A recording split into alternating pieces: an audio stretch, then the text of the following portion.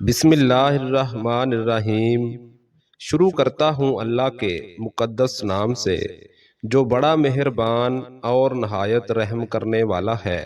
السلام علیکم ورحمۃ اللہ وبرکاتہ۔ پیارے ناظرین، عبدالعزیز بن عبد المطلب، جس کی کنیت ابو اتباع تھی، قریش سردار اور اللہ کے آخری پیغمبر سرور کائنات حضرت محمد مصطفیٰ صلی اللہ علیہ وآلہ وسلم کا حقیقی چچا تھا۔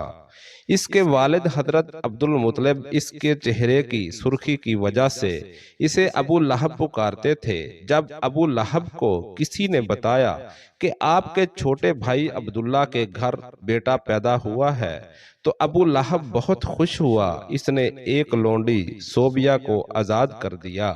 ابو لہب اسلام کے بڑے دشمنوں میں سے ایک تھا۔ جب حضور نبی کریم صلی اللہ علیہ وآلہ وسلم نے نبوت کا اعلان کیا تو ابو لہب نے سخت مخالفت کی۔ آپ صلی اللہ علیہ وآلہ وسلم کی شان میں گستاخی پر اتر آیا۔ جب خدا کی طرف سے رشتہ داروں کے دین کی دعوت کا حکم ہوا تو آپ صلی اللہ علیہ وآلہ وسلم نے کوہ صفا پر چڑھ کر قریش والوں کو پکارا۔ جب سارے اکٹھے ہوئے تو آپ صلی اللہ علیہ وآلہ وسلم نے فرمایا، اگر میں آپ کو کہوں کہ اس کی پہاڑی کے پیچھے سے ایک لشکر تم پر حملہ کرنے والا ہے، کیا تم میری بات کا یقین کر لوگے؟ سب نے آپ صلی اللہ علیہ وآلہ وسلم کے حکم پر لبیک کہا کہ آپ صلی اللہ علیہ وآلہ وسلم میں ہمیشہ سچ ہی بولا ہے۔ اس کے بعد آپ صلی اللہ علیہ وآلہ وسلم نے فرمایا، میں خدا کے حکم سے تم کو ایک سخت عذاب سے آگاہ کرنے کے لیے آیا ہوں جو دشمنوں کے حملے سے بھی زیادہ خطرناک ہے۔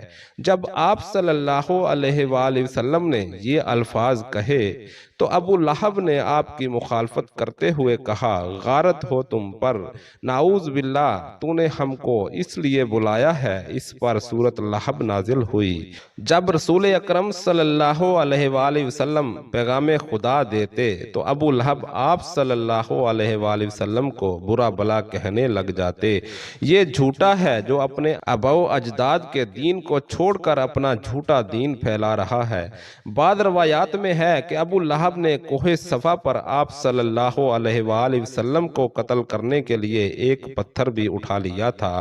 ابو لہب حضور صلی اللہ علیہ وآلہ وسلم کا اتنا مخالف تھا کہ جب حضور اکرم صلی اللہ علیہ وآلہ وسلم کے بیٹے عبداللہ کا انتقال ہوا تو ابو لہب بہت خوش ہوا اور وہ دوڑتا ہوا اپنے دوستوں کے پاس گیا اور کہا، حضور اکرم صلی اللہ علیہ وآلہ وسلم کی ابتر نسل ختم ہو گئی، نعوذ باللہ۔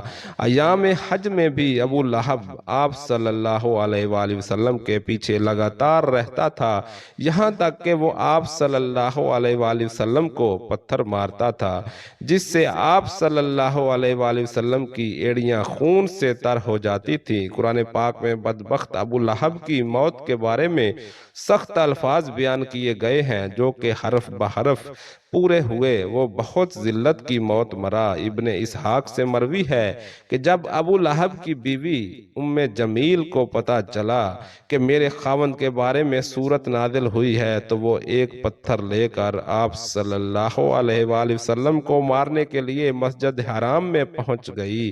مسجد حرام میں حضرت محمد صلی اللہ علیہ وآلہ وسلم اپنے ساتھی حضرت ابو بکر رضی اللہ تعالی عنہ نے ام جمیل کی نظروں پر ایسا پردہ ڈالا کہ اس کو صرف حضرت ابو بکر ہی نظر آئے۔ اس نے پوچھا، مجھے معلوم ہے حضرت محمد صلی اللہ علیہ وآلہ وسلم میری مذمت رج کرتے ہیں، خدا کی قسم اگر حضرت محمد صلی اللہ علیہ وآلہ وسلم میرے سامنے ہوتے تو میں اس کو پتھر مارتی، نعوذ باللہ۔ یہ کہہ کر وہ واپس چلی گئی۔ قریش والے جب مذمم کہتے تو آپ صلی اللہ علیہ وآلہ وسلم فرماتے، اے لوگو، اللہ تعالیٰ نے تمہیں اس بات پر آزمایا ہے کس طرح تم ان کا صبر و شکر کرو، مجھ سے منہ نہ پھیرو اور مجھے مذمم یا برا بھلا نہ کہو۔ میں تو محمد صلی اللہ علیہ وآلہ وسلم خدا کا آخری رسول ہوں۔ ابو لہب قریش کا مالدار آدمی تھا، اس کا سود خوری کا کاروبار بہت وسیع تھا۔ وہ لوگوں کو سود پر چیزیں دے کر خود منافع حاصل کرتا تھا، یہاں تک اس نے خانہ کعبہ سے سونے کا ہرن چوری کر کے بیچ دیا تھا۔ ابو لہب کی اولاد بھی نبی کریم صلی اللہ علیہ وآلہ وسلم کی دشمن تھی۔ ابن عساکر اور ابن اسحاق لکھتے ہیں کہ ایک دن ابو لہب کے بیٹے عتیبہ نے یہ ٹھان لیا وہ محمد صلی اللہ علیہ وآلہ وسلم کے پاس جا کر ان کے رب کے بارے میں بری باتیں کہہ کر ان کو اذیت پہنچائے گا۔ عتیبہ بدبخت نبی کریم صلی اللہ علیہ وآلہ وسلم کے پاس آیا اور بہت سخت کلامی کی اور بہت بڑا جرم کر دیا کہ چہرہ انور کی طرف تھوکا، مگر وہ ناپاک تھوک وجہ اطہر پر گرنے کی بجائے دور جا گرا، اور اس گستاخی پر حضور اکرم صلی اللہ علیہ وآلہ وسلم نے دعا مانگی، اے اللہ اس پر اپنے کتوں میں سے کسی کتے کو مسلط کر دے۔ عتیبہ اپنے خیال میں بڑا کارنامہ سر انجام دے کر اپنے باپ کے پاس آ گیا۔ ابو لہب نے پوچھا، پیارے بیٹے تو نے اس سے کیا کہا؟ اس نے بتایا کہ میں نے یہ اور یہ کہا۔ اس نے پوچھا، اس پر محمد نے کیا کہا؟ عتیبہ نے بتایا کہ اس نے یہ بد دعا دی ہے۔ یہ سنتے ہی ابو لہب کا رنگ سرخ ہو گیا، کیونکہ وہ جانتا تھا کہ محمد صلی اللہ علیہ وآلہ وسلم کی کوئی بھی دعا ایسی نہیں جو قبول نہ ہو۔ اب وہ پل پل اپنے بیٹے کا خیال رکھتا۔ ابو لہب ایک مرتبہ ایک قافلے کے ساتھ شام روانہ ہوا اور راستے میں ایک جنگل میں انہیں پڑاؤ کرنا پڑا۔ جنگل میں خوفناک جانوروں کا خطرہ تھا، تو ابو لہب کو بار بار حضرت محمد صلی اللہ علیہ وآلہ وسلم کی بد دعا یاد آ رہی تھی۔ ابو لہب نے قافلے والوں سے کہا، چونکہ تم لوگوں پر میرے بہت احسانات ہیں تو میں تم سے ان کا بدلہ بھی چاہتا ہوں کہ آج رات میرے بیٹے عتیبہ کی حفاظت کی جائے۔ بس تم سارا سامان اس گرجا گھر کے صحن میں جمع کر دو اور اس کے اوپر میرے بیٹے کا بستر لگا دو۔ اس سامان کے ارد گرد تم سب سو جاؤ۔ جب رات کو سب سو گئے تو جنگل سے شیر آیا، ہم سب کے چہروں کو اس نے سونگا مگر کسی کو کچھ نہ کہا، پھر سامان کے بلند ڈھیر پر چڑھ گیا، عتیبہ کے چہرے کو سونگا اور اسے چیر پھاڑ ڈالا۔ باپ کا بہت برا حال تھا اور وہ کہے جا رہا تھا، میں جانتا تھا میرا بیٹا محمد کی بد دعا سے کبھی نہیں بچ سکے گا۔ پیارے ناظرین، ابو لہب اور اس کی بیوی کا انجام انتہائی دردناک اور عبرتناک کیوں ہوا؟ اللہ پاک نے سورۃ لہب میں پہلے ہی ان کے لیے عذاب کا فیصلہ سنا دیا تھا۔ ابو لہب چیچک کی بیماری میں مبتلا ہوا اور گل سڑ کر مر گیا۔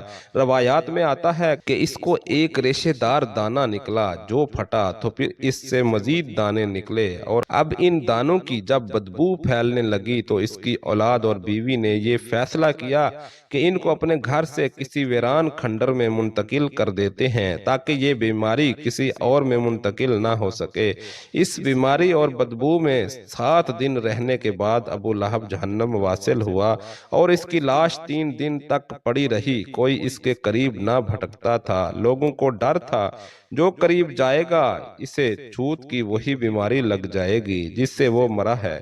جب بدبو پھیل گئی تو لوگوں نے اس کے اہل و عیال کو یہ آر دلائی کہ اس پر انہوں نے ان تانوں سے تنگ آ کر کچھ حبشیوں کو اجرت دے کر لاش اٹھوائی، جنہوں نے اسے لمبی لکڑیوں پر رکھ کر ایک گڑھے میں پھینکا اور اوپر سے دور کھڑے ہو کر یوں پتھر پھینکے جیسے کہ اسے رجم کیا جا رہا ہو۔ اس کی بیوی جو جمیل کے نام سے معروف تھی، ابو سفیان کی بہن تھی، اس کا نام عربی بنت حرب تھا، وہ بھی ایڑیاں رگڑ رگڑ کر مری، اور اللہ تعالیٰ نے ارشاد فرمایا کہ اس کی گردن میں مونج کی رسی ڈال کر اسے جہنم میں پھینکا جائے۔ وہ اپنے قیمتی ہار پر فخر کرتی تھی اور ڈینگے مارتی تھی، میں یہ قیمتی ہار بیچ کر محمد کی مخالفت میں لگا دوں گی۔ اللہ تعالیٰ نے اسی گردن میں وہ توق ڈالا جس سے شیطان بھی پناہ مانگتا ہوگا۔ پیارے ناظرین، ابو جہل وہ بدبخت کافر تھا جس نے ساری زندگی رسول اللہ صلی اللہ علیہ وآلہ وسلم کو تکلیف اور دکھ کے علاوہ کچھ نہیں دیا۔ فرعون اور نمرود کی موت کی طرح ابو جہل بھی کتے کی موت ہی مرا۔ حضرت عبد الرحمن بن عوف رضی اللہ تعالی عنہ سے روایت ہے کہ جب جنگ بدر کا میدان لگا تو معاذ اور معوذ رضی اللہ تعالی عنہ میرے پاس آئے۔ انہوں نے مجھ سے دریافت کیا کہ چچا جان ان لوگوں میں سے ابو جہل کون ہے؟ میں نے ہاتھ کا اشارہ کرتے ہوئے کہا ان کو بتانا کہ وہ ابو جہل ہے۔ انہوں نے کہا کہ چچا اس ظالم نے ہمارے نبی صلی اللہ علیہ وآلہ وسلم کو بہت ہی دکھ اور تکلیف پہنچائی ہے، اس لیے ہم ابو جہل کو نہیں چھوڑیں گے۔ عبد الرحمن بن عوف رضی اللہ تعالیٰ عنہ فرماتے ہیں کہ جو ہی میں نے ان بچوں کو ابو جہل کا بتایا تو وہ بچے بجلی کی رفتار کے ساتھ ابو جہل کی طرف بھاگے۔ انہوں نے ابو جہل پر ایک زوردار ضرب لگائی اور ان کی پہلی ضرب سے ہی ابو جہل اونٹ سے نیچے گر گیا۔ پھر انہوں نے ابو جہل کے پاؤں پر تلوار کا وار کر کے اس کا پاؤں ہی کاٹ ڈالا اور ٹانگ سے الگ کر دیا۔ حضرت معاذ رضی اللہ تعالیٰ عنہ بیان فرماتے ہیں یہ سب کچھ ابو جہل کا بیٹا اکرمہ دیکھ رہا تھا۔ اکرمہ نے وار کر کے میرے بازو کو کاٹ دیا۔ میرا بازو کندھے سے لٹک رہا تھا، پھر میں لٹکتے ہوئے بازو کے ساتھ بھی بڑی تیزی کے ساتھ لڑ رہا تھا۔ جب بازو نے مجھے بھی زیادہ تنگ کرنا شروع کیا تو میں نے بازو کو اپنے پاؤں کے نیچے رکھا اور زور لگا کر بازو کو اپنے تن سے جدا کر دیا۔ حضرت معاذ رضی اللہ تعالیٰ عنہ سے روایت ہے کہ میں نے موقع پا کر ابو جہل پر پھر وار کیا جس سے ابو جہل کے جسم سے خون کے فوارے جاری ہو گئے۔ ابو جہل کو موت کے گھاٹ اتار کر یہ دونوں بچے حضور اکرم صلی اللہ علیہ وآلہ وسلم کے پاس جا کر عرض کرنے لگے یا رسول اللہ صلی اللہ علیہ وآلہ وسلم ہم ظالم ابو جہل کو قتل کر آئے ہیں۔ تبری میں بیان کیا گیا ہے کہ ابو جہل ابھی قتل نہیں ہوا تھا بلکہ وہ درد سے چلا رہا تھا، تڑپ تڑپ کر درد سے چلاتے ہوئے موت کا انتظار کرتا تھا۔ جب جنگ بدر ختم ہوئی تو رسول اکرم صلی اللہ علیہ وآلہ وسلم نے تمام صحابہ کرام جن کو حکم جاری کیا کہ ابو جہل کی لاش کو تلاش کیا جائے۔ سب صحابہ کرام نے ابو جہل کی لاش کو تلاش کیا۔ ان کے ساتھ حضرت عبداللہ بن مسعود رضی اللہ تعالیٰ عنہ بھی شامل تھے۔ حضرت محمد صلی اللہ علیہ وآلہ وسلم نے تمام صحابہ کرام کو ابو جہل کی ایک نشانی بتائی تھی کہ ابو جہل کے گھٹنے پر نشان ہوگا۔ صحابہ کرام رضی اللہ تعالیٰ عنہ نے عرض کی یا رسول اللہ صلی اللہ علیہ وآلہ وسلم ابو جہل کے گھٹنے پر وہ نشان کس طرح آیا تھا؟ رسول اکرم صلی اللہ علیہ وآلہ وسلم نے فرمایا ایک مرتبہ میں اور ابو جہل عبداللہ بن جدحان کے گھر دعوت میں شامل تھے۔ اس وقت تمہاری عمریں بہت ہی چھوٹی تھی، ہم دونوں میں سے کسی بات کو لے کر لڑائی ہوئی۔ میں نے ابو جہل کو زور سے دھکا دیا جس کی وجہ سے ابو جہل جا کر زمین پر گرا اور اس کے گھٹنے پر گہرا زخم آ گیا۔ وہ زخم تو ٹھیک ہو گیا لیکن اس کا نشان آج بھی زندہ ہے۔ جہاں حضرت مسعود رضی اللہ تعالیٰ عنہ فرماتے ہیں کہ میں میدان میں ہر لاش کو الٹا الٹا کر دیکھ رہا تھا، مجھے ایک جگہ پر ابو جہل زخمی حالت میں نظر آیا۔ میں اس کے پاس گیا تو میں نے دیکھا کہ وہ ابھی مرا نہیں تھا بلکہ زندگی کی سانسیں لے رہا تھا، اس کے جسم سے خون کے فوارے جاری تھے۔ پھر میں نے رسول اکرم صلی اللہ علیہ وآلہ وسلم کی بتائی ہوئی نشانی کو دیکھ کر مجھے یقین ہو گیا کہ یہی ابو جہل ہے۔ میں نے اس کی گردن پر اپنے پاؤں رکھ کر اس کو زور سے گھسیٹا، وہ درد کے مارے چیخے مار اٹھا۔ میں نے ابو جہل سے مخاطب ہو کر کہا اے خدا کے دشمن، اللہ تبارک و تعالیٰ نے تجھ کو ذلیل و خوار کر کے رکھ دیا ہے۔ ابو جہل مجھ سے کہنے لگا اس میں ذلت والی کیا بات ہے، میں تو اس آدمی سے بدلہ لینے کے لیے یہاں آیا تھا جس شخص کو تم لوگوں نے قتل کر دیا ہے۔ اس نے مجھ سے دریافت کیا بتاؤ اس جنگ میں فتح کن کی ہوئی ہے؟ میں نے کہا اس جنگ میں فتح اللہ کے سچے رسول صلی اللہ علیہ وآلہ وسلم کی ہوئی ہے۔ تو پھر اس نے کہا اے ابن مسعود چرواہے، تو تو بہت اونچی جگہ پر پہنچ گیا ہے۔ تو دوسرا قول یہ ہے کہ حضرت عبداللہ بن مسعود رضی اللہ تعالیٰ عنہ نے بیان کیا کہ میں نے ابو جہل سے کہا تیرا قاتل میں ہوں۔ ابو جہل نے کہا کہ نہیں، تو تجھ سے پہلے مجھے کون قتل کر گیا ہے؟ ایک قول یہ بھی بیان کیا جاتا ہے کہ جب ابن مسعود رضی اللہ تعالیٰ عنہ ابو جہل کے سینے پر بیٹھ کر کہنے لگے، اے اسلام کے بدترین دشمن، تم تو فرعون سے بھی زیادہ بدبخت نکلے۔ فرعون تو مرتے وقت بھی اپنی غلطیوں کو مان لیا تھا اور کہنے لگا تھا میں غلط تھا، لیکن تو مرتے ہوئے بھی اسلام کے خلاف باتیں کر رہا ہے۔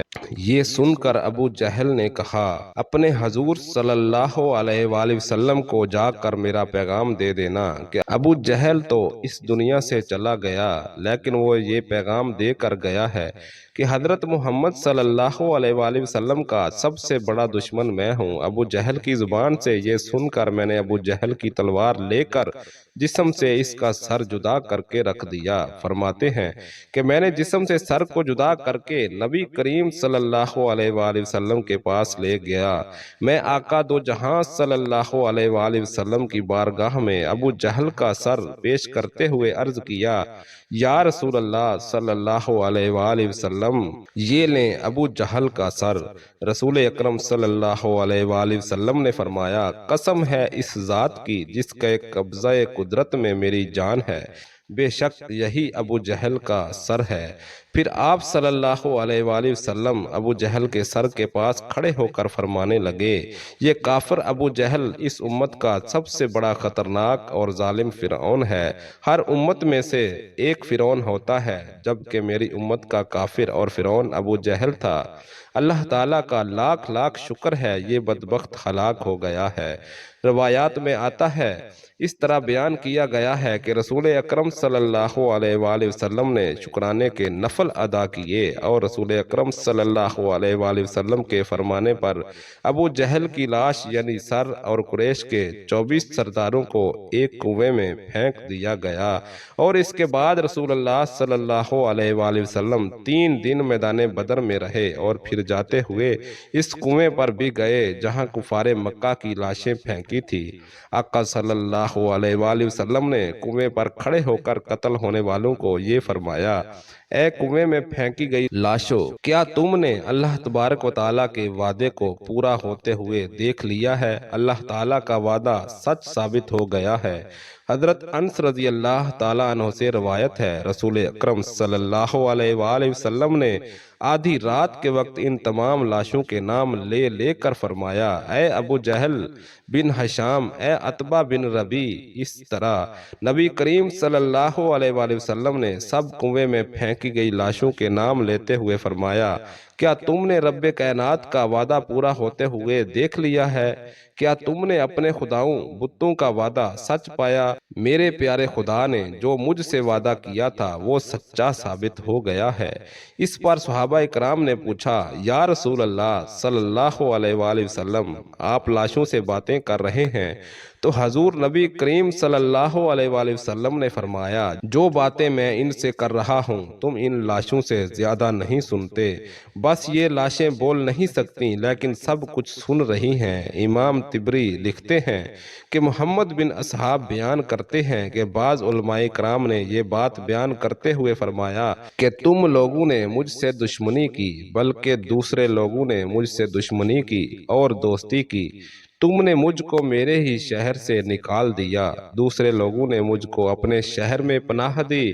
تم لوگ مجھے جھوٹا کہتے رہے، دوسروں نے مجھے سچا اور آخری نبی کہا۔ تم لوگوں نے مجھ کو بے شمار تکالیف دیں، لیکن دوسرے لوگ میری تمام پریشانیوں میں شریک ہوتے رہے۔ اس کے بعد رسول اکرم صلی اللہ علیہ وآلہ وسلم نے فرمایا، تم لوگوں نے مجھ کو بے شمار تکالیف دیں، لیکن دوسرے لوگ میری تمام پریشانیوں میں شریک شریک ہوتے رہے۔